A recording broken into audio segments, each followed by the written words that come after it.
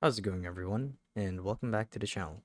So in today's video, I'll be teaching you guys how to connect your Google Workspace account to your hosting or domain. So without further ado, let's dive right in. So to actually do this is quite simple, and there are a few things that we need to get out of the way first, being logging into both platforms.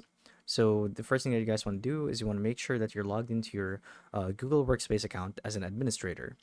Next, you want to log into your hosting account, obviously, and here's where we can actually do the link up for both platforms.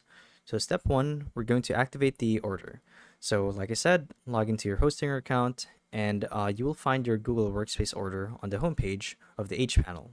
So it looks like this.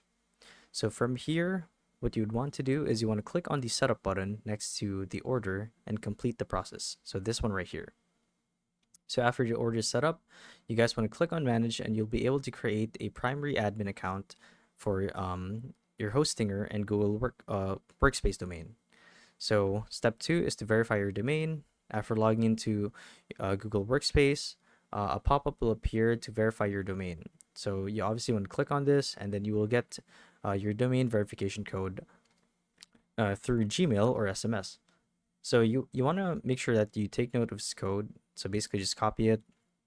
And from here, you want to go to your domains DNS zone or domain name system and add it as a TXT record with along with the verification code to verify that you own this domain.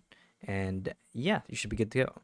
Now, alternatively, you can also verify your domain with the CNAME record, but this one, the TXT record, is more reliable.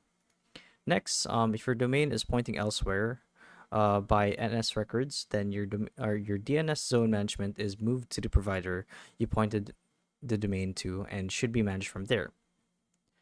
So, in cases where your domain leads elsewhere, then you would have to do it from the DNS zone management.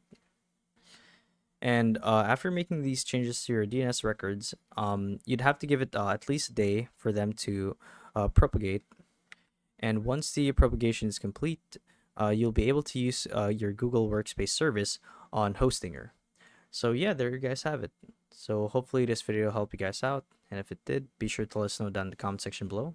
And if you guys want to see more videos like these, we do have a YouTube channel where we do guys like these daily. So if you want to show your support that, you can do so by subscribing to the channel. So with all of that said, thank you all for watching and we'll see you guys in the next one. Bye-bye.